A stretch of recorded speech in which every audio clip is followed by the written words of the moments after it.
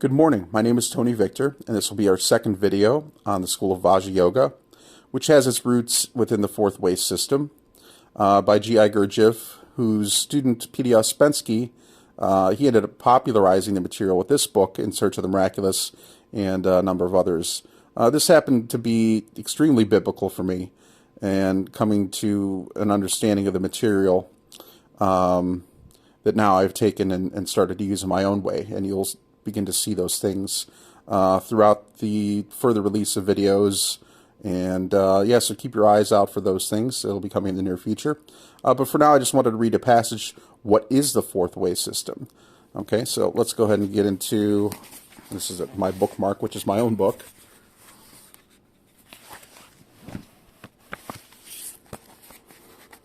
Excuse the mess in the background. That's all the astrology charts. Okay, so this is page 50 of In Search of the Miraculous, and that is, just so you can see here, the quote actually begins about the second paragraph down. I'll go ahead and read it, although I won't necessarily be able to hold the camera at the same time, so just go back and reread this on your own, pause it or whatever if you have to, rewind, etc. I'm just going to go ahead and read it, so excuse the bad angle for a second here. The fourth way is sometimes called the way of the sly man. The sly man knows some secret which a fakir, monk, and yogi do not know. How the sly man learned this secret, it is not known.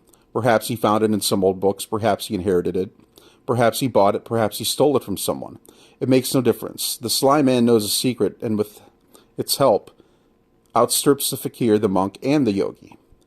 Of the four, the fakir acts in the crudest manner. He knows very little and understands very little. Let us suppose that by a whole month of intense torture he develops in himself a certain energy, a certain substance which produces certain changes in him. He does it absolutely blindly, with his eyes shut, knowing neither aim, methods, nor results, simply in imitation of others.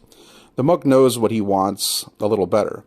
He is guided by religious feeling, by religious traditions, by desire for achievement, for salvation. He trusts his teacher who tells him what to do, and he believes that his efforts and sacrifices are pleasing to God. Let us suppose that a week after fasting, continual prayer, privations, and so on, enables him to attain what the fakir develops in himself by a month of self-torture. The yogi knows considerably more. He knows what he wants. He knows why he wants it. He knows how it can be acquired. He knows, for instance, that it is necessary for his purpose to produce a certain substance in himself. Okay. He knows that this substance can be produced in one day by a certain kind of mental exercises or concentration of consciousness. So he keeps his attention on these exercises for a whole day without allowing himself a single outside thought, and he obtains what he needs. In this way, a yogi spends on the same thing only one day compared with a month spent by the fakir and a week by the monk. But on the fourth way, knowledge is still more exact and perfect. A man who knows the fourth way knows quite definitely what substances he needs for his aims,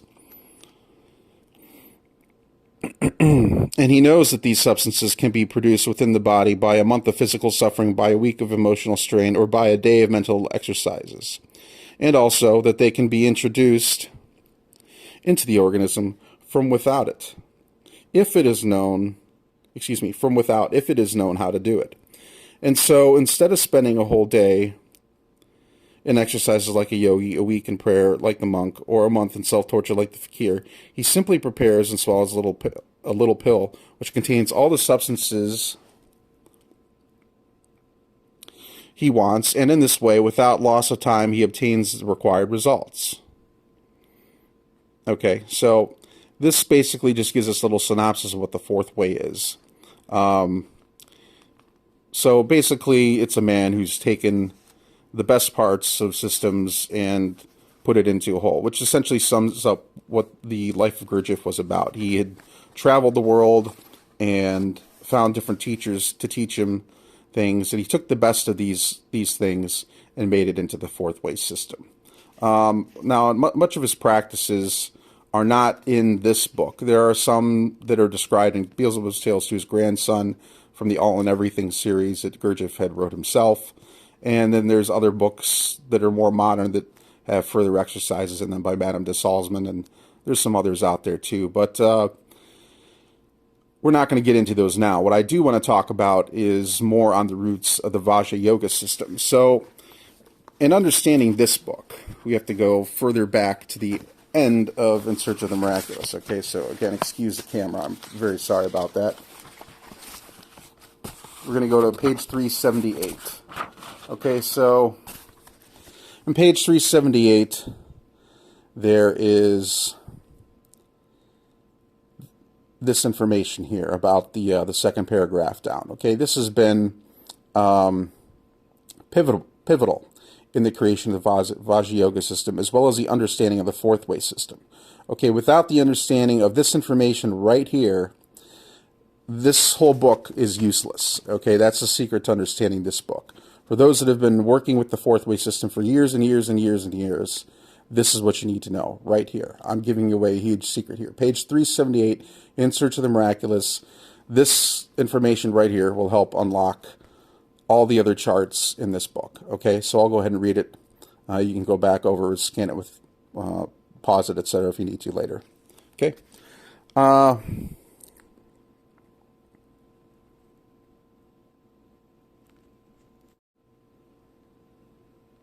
Okay, so this is representative of the food diagram and how it relates to the human body. Okay, so here it says, I felt that there was very much material in the Enneagram.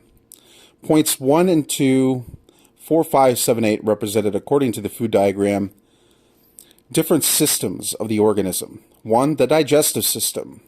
2, the breathing system. Okay. 4, the bloodstream. 5, the brain. 7, the spinal cord. 8, the sympathetic system and sex organs. According to this, the direction of the inner lines 1, 4, 2, 8, 5, 7, 1. That is the content of a fraction 7. Show the direction of the flow and distribution, distribution of arterial blood in the organism, then its return in the form of venous blood. It was particularly interesting that the point of return was not the heart, but the digestive system, which indeed is the case, since venous blood is first of all mixed with the products of digestion. It then goes to the right auricle, through the right ventricle, then to the lungs to absorb oxygen, and from there it goes to the left auricle, and then the left ventricle, and then through the aorta into the arterial system.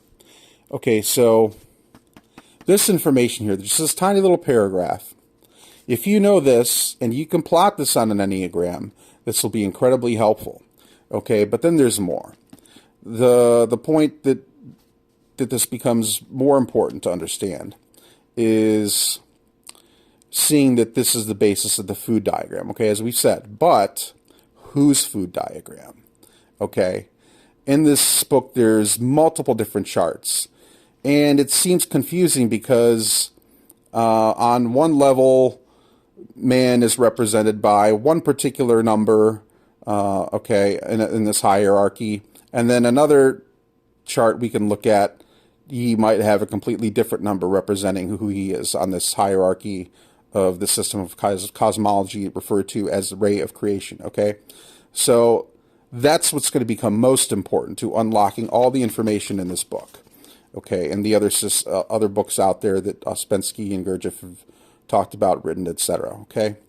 So once we have this ingrained in our brain and we turn it into an actual Enneagram, then, okay, so we'll have a diagram to look at and to work with, and let's go ahead and take a look at that.